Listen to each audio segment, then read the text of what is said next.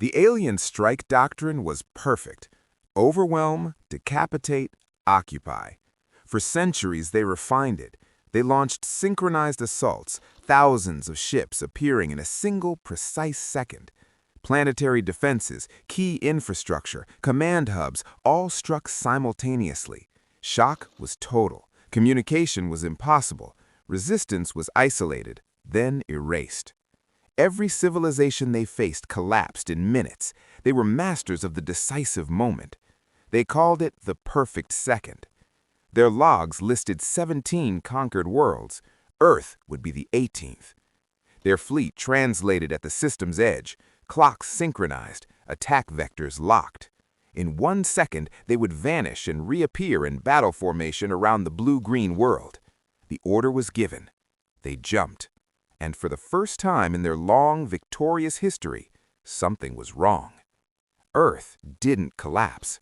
American early warning systems didn't scream, they whispered. For decades, humanity had watched the sky for threats. America had looked deeper. A secret project, buried under mountains and boredom, didn't track objects in space. It tracked anomalies in time. A global network of ultra-precise atomic clocks, shielded, isolated, and ancient, constantly compared their ticks. They weren't listening for radio waves. They were feeling the fabric of space-time itself. When the alien fleet made its final micro-jump toward Earth, it didn't break the silence. It broke the rhythm. The clocks detected it, a microscopic repeating delay in the continuum, a stagger. Not an error, but a rhythm, a tiny flaw in the aliens' perfect synchronization, a necessary pause between their dimensional folds. The system didn't register an enemy, it registered a cadence. A cadence could be measured. A cadence could be predicted. In a bunker deep beneath Cheyenne Mountain, a display lit up, not with warnings, but with a countdown. The final attack wasn't imminent. It was scheduled. When the alien attack began, it was a masterpiece of violence. 1,000 ships blossomed around Earth like deadly silver flowers, weapons charging. Human defenses did not fire back. They fired between.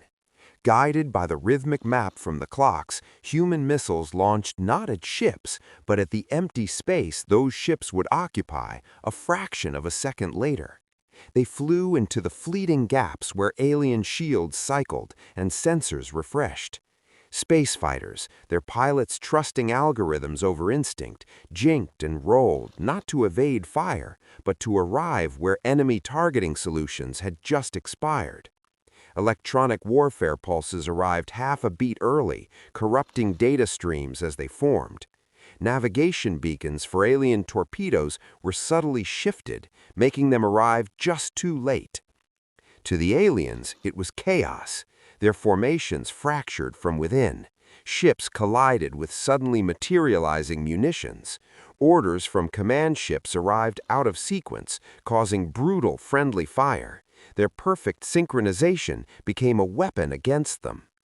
They were not being outfought, they were being orchestrated. The alien command ship, the Eternal Blade, was a monument to order. Now panic bloomed on its bridge. Admiral Kvor, a being of sharp angles and colder logic, watched his perfect assault unravel. "Report," he demanded, his voice a digital snarl. "Temporal anomalies," a sensor officer shrieked. "Human weapons are pre-positioned. Their movements are probabilistic impossibilities." A cruiser on the main viewer vanished in a silent flash, struck by its own wingmate's plasma lance. "They are inside our decision cycle," the tactical officer cried. "They are not reacting to our actions. They are anticipating them at a fundamental level." Gavor understood then. It wasn't superior firepower. It was superior timing. The humans had found a crack in their perfect second and were peeling reality apart through it. The doctrine was broken. To stay was to be dismantled beat by beat. With a roar of frustration that shook the deck, he gave the only order left. "Full retreat. Scatter the jump pattern, now." The remaining alien ships fled, not in formation, but in a desperate, ragged scramble, their perfect synchronicity shattered forever. Weeks later, in neutral galactic space, a single communiqué arrived for Admiral Kvor. It was from the United States Department of Temporal Defense, a department that had not existed the month before. Attached was a simple data file, the precise, millisecond-accurate rhythm of his fleet's jump signature. Highlighted in yellow was the 2.3 millisecond delay they had never known they had. Below it was text. You asked, "How did you react so fast?" You misunderstood.